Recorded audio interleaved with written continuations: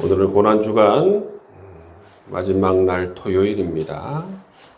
오늘 토요일 예수님의 행적을 살펴보면 성경 말씀에 보시면 예수님께서 장사되어서 사흘 만에 부활하게 됩니다. 그렇기 때문에 예수님께서는 사흘 동안 죽은 자들과 함께 계셨다.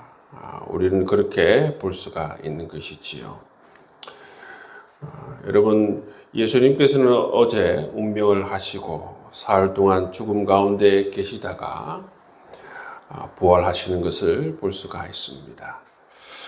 고난주간 토요일을 맞이하여서 우리는 예수 그리스도의 죽으심에 대해서 깊이 생각해 보아야 할 필요가 있는 것입니다.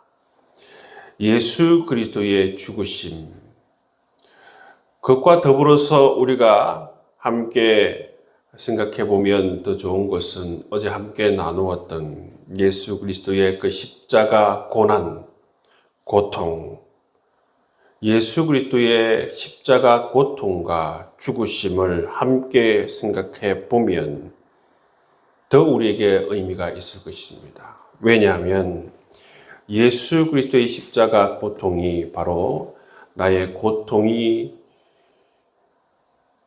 되었고, 그리고 예수 그리스도의 십자가의 죽음이 바로 나의 죽음이기 때문입니다. 어제 로마 군병들에 의해서 예수님께서 옷을 벗기우게 되고 머리에 가시 면류관을 이 로마 병정들이 씌우고 침을 뱉고 갈대로 때립니다. 그리고 그들은 예수님을 희롱하면서 무거운 십자가를 지우고 골고다 언덕으로 끌고 가는 모습을 볼 수가 있습니다. 예수님께서는 인간적으로 너무나도 힘들어서 몇 번씩 쓰러지지만 채찍으로 때리면서 억지로 다시 일으켜 세우고 다시 끌고 가는 모습을 볼 수가 있습니다. 십자가에 세우신 예수를 향해서 모든 사람들이 일제히 조롱하고 멸시하면서 예수를 십자가에 못 박고 그렇게 온갖 멸시 가운데에서 3시간 동안 십자가에 달려 계십니다. 그렇게 예수님께서는 소리를 지르시죠. 엘리 엘리 라마 사박다니 하시니 이는 곧 나의 하나님 어찌하여 나를 버리시나이까. 여러분, 이 십자가의 예수 그리스도의 절규, 이 십자가의 예수 그리스도의 이 고통의 소리, 우리는 분명히 선명하게 들어야 할 것입니다. 왜냐하면 예수가 아니었으면 우리가 질렀어야 할 고통의 소리였기 때문입니다. 그리고 주님께서는 운명하셨습니다. 예수 그리스도와 죽음은 정말로 어울리지 않는 단어입니다. 이 죽음은 그러나 단순한 죽음이 아니라 우리의 죄를 대속하기 위한 죽음이었습니다. 여러분, 죽음에 대해서 생각해 보셨습니까? 여러분의 영원한 형벌에 대해서 생각해 보셨습니까? 영원한 고통에 대해서 생각해 보셨습니까? 영원한 지옥에 대해서 생각해 보셨습니까? 이것이 생각이 아니라 우리의 현실이 될 뻔하였다라는 것입니다. 예수 그리스도의 십자가 대속의 죽으심이 아니었다면 바로 이 모든 영원한 형벌과 영원한 고통과 영원한 지옥이 우리의 현실이 될 뻔했다라는 것입니다. 이 십자가 대속의 사건이 얼마나 대단한 사건이냐 하면 바로 우리를 모든 죄와 저주와 고통과 형벌과 지옥의 권세로부터 우리를 자유케 하신 대속의 은총이기 때문에 바로 이 십자가 대속이 주는 그 놀라우신 하나님의 은총이 이처럼 큰 것을 우리가 알 수가 있습니다. 여러분, 이 사실 하나만으로도, 여러분, 이 사실 하나를 깨달음을 통하여서 정말 우리가 일평생 하나님께 감사할 수 있는 대목 아니겠습니까? 여러분, 이 고난주간 토요일 주님의 십자가 고통과 죽으심을 깊이 생각할 수 있기를 바랍니다. 그것은 예수 그리스도께서 자기 자신의 죄 때문에 십자가에 달리시고 고통당하시고 죽은 것이 아닙니다. 그것은 바로 나의 죄로 인하여서, 우리 인간의 죄로 인하여서 십자가의 고통을 당하시고 죽으시는 그 모습인 것을 우리가 알게 되는 것이지요. 우리 그리스도인들은 이 장면을 뛰어넘어서 부활로 가서는 절대 안 됩니다. 십자가에 예수 그리스도를 똑똑히 바라보아야 합니다.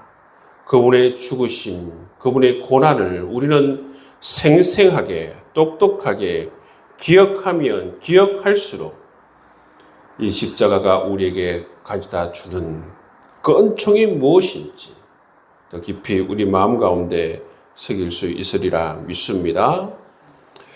또 우리는 이 고난주간 토요일에 생각해 볼 만한 인물이 있습니다. 그 사람은 바로 오늘 본문에 나오는 아리마대 요셉입니다.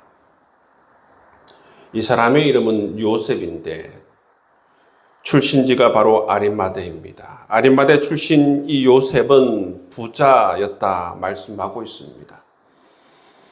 그리고 그는 산헤드린 공회 70명 정회원 가운데 한 사람이라는 사실을 우리가 알 수가 있지요. 그런 니고데모와 같이 이 산헤드린 공회의 온건파 가운데 한 사람입니다. 이 아리마대 요셉이 예수 그리스도를 어떻게 알게 되었는가 하면 바로 이 니고데모를 통하여서 예수 그리스도를 알게 되고, 예수 그리스도를 알게 된 이후에 이 아리마대 요셉은 예수 그리스도는 정말로 특별한 사람이다 라는 사실을 깨달았습니다. 그분은 단순한 사람이 아니다. 아리마대 요셉은 그 당시 많은 사람들이 그렇게 기도하였듯이 오실 메시아를 그렇게 간절히 기대하면서 기도한 사람 중에 한 사람이었어요. 그 마음 가운데에 예수가 오실 메시아일 수 있다라는 그런 생각, 그리고 그 사람은 이 시대에 꼭 필요한 하나님의 사람이다, 그런 생각을 심중에 분명히 가지고 있었다라는 사실입니다. 그렇지만 이 요셉은 니고데모처럼 그 사실을 드러내지 못하고 있었습니다. 그러고 나서 얼마 후에 예수님께서 예루살렘으로 입성하였다는 소식을 듣게 됩니다. 그리고 일이 굉장히 급박하게 돌아가더니 일주일 만에 예수님께서 십자가에 못 박혀 처형이 된 것입니다. 이것은 제자들도 몰랐고 아리마대 요셉은 더더욱 알 수가 없는 일이었습니다. 그렇게 예수 그리스도께서는 허망하게 십자가에서 돌아가셨습니다. 예수 그리스도가 처형된 날 이 아리마대 요셉은 어떤 생각을 했느냐 하면, 어떤 갈등을 했느냐 하면, 예수님의 시체를 어떻게 할 것인가? 십자가에 그대로 둘 것인가? 아니면 그 시체를 가져올 것인가? 굉장한 갈등과 고민을 한 것입니다. 왜냐하면 예수님께서는 어떤 죄명을 죽으셨냐 하면 바로 로마의 정치 반역범으로 죽었습니다. 그렇기 때문에 보통 이렇게 정치 반역범으로 죽은 사람들은 그 시신을 그냥 놔두는 것입니다. 그래서 들짐승의 먹이가 되도록 방치하는 것이 관례였습니다. 누군가 그 시신을 수습한다면 그 사람도 그 반역자와 친구다, 한패다, 그렇게 오해가 될 수 있기 때문에, 그런 오해를 살 수 있기 때문에 어떤 사람도 그 근처에 가서 이 시신을 수습하는 사람이 없었다는 것을 알 수가 있습니다. 우리나라 말로 말하면 빨갱이죠, 빨갱이. 아리마대 요셉도 그런 분위기를 너무나도 잘 알고 있었고, 그래서 어떻게 할까 고민이 굉장히 많았습니다. 그런 고민을 하였지만 아리마대 요셉은 근데 어떤 생각을 하느냐 하면 예수님을 저대로 방치할 수 없다라는 그런 결론에 이르게 되고, 산헤드린 공회원으로서 평소에 로마 총독 빌라도와 알고 있는 사이였기 때문에 그런 친분으로 빌라도를 찾아가서 내가 예수를 장례를 치르겠다, 예수의 시신을 달라고 요청을 하게 된 것이지요. 이 말을 꺼내기까지 아리마대 요셉은 얼마나 많은 생각을 했겠습니까? 어렵사리 요청을 했지만 빌라도는 어렵사리 한 요청에 너무 쉽게 요셉의 이 요청을 받아들여서 예수님의 시신을 이 요셉에게 내어주고, 그래서 아리마대 요셉은 예수님의 시신을 이 십자가에서 내리고 니고데모에게 연락하여서 장례를 치를 향품을 가져와 달라, 그렇게 부탁하는 모습을 볼 수가 있습니다. 오늘 본문에 나와 있지만 예루살렘 근처에 자기 자신이 마련한 그러한 동굴의 새 무덤에 예수 그리스도를 안장하는 그 모습을 우리가 볼 수가 있는 것입니다. 이렇게 소리 소문 없이 빠르게 예수님의 시신을 수습하고 예수님의 장례를 아리마대 요셉이 치르게 되지요. 그리고 나서 3일 만에 예수님께서 부활하셨습니다. 근데 여러분, 이 로마 당국에서는 어떻게 생각했냐 하면 이 아리마대 요셉이 예수님의 시신을 훔쳐갔다라고 생각했습니다. 산헤드린 공회에서도 이 요셉이 예수님의 시신을 훔쳐갔다라고 그렇게 생각했어요. 그래서 어떻게 되느냐 하면 이 아리마대 요셉이 산헤드린 공회의 공회원이었는데 공회원 자격을 박탈을 당하고 오랫동안 감옥살이를 하게 되었다라는 그러한 이 설이 내려오고 있는 것을 볼 수가 있습니다. 여러분, 이 아리마대 요셉은 예수의 시신을 가져올 때 분명히 자기 자신에게 불이익이 올 것이라는 생각을 왜 못했겠습니까? 그런 고난을 어느 정도 예견했겠죠. 그렇지만 그 양심이, 그의 마음이 예수 그리스도를 그대로 그 나무 십자가에 그냥 둘 수가 없었다는 것입니다. 오늘 본문 말씀에 나와 있지만 아리마대 요셉을 일컬어서 제자라고 부르고 있습니다. 제자. 여러분, 이 아리마대 요셉은 자신 속에 거부할 수 없는 이 감동, 예수 그리스도로 인하여서 거부할 수 없는 이 감동 위험이 있었지만 그 위험을 감수하고도 예수 그리스도의 장례를 치른 이 모습을 볼 수가 있습니다.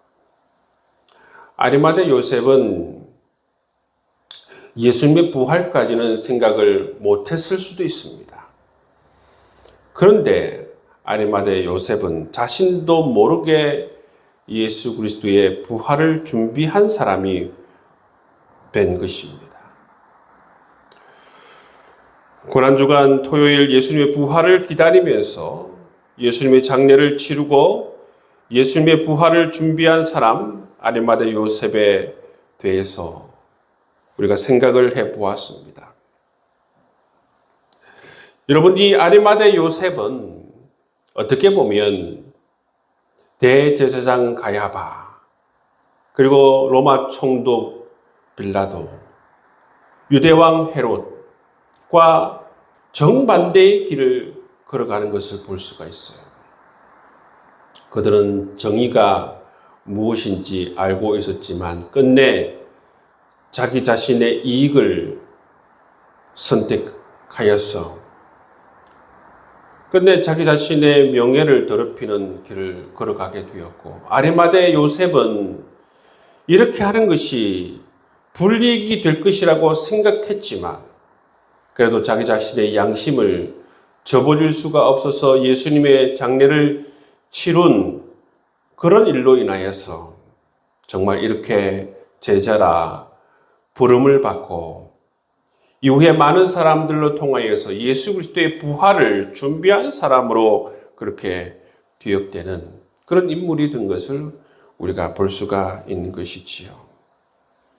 여러분, 우리도 성령님께서 거부할 수 없는 이러한 감동과 이러한 은혜가 우리 가운데 일어날 수 있기를 주의 이름으로 축복합니다. 그래서 정말 주님께서 예수 그리스도의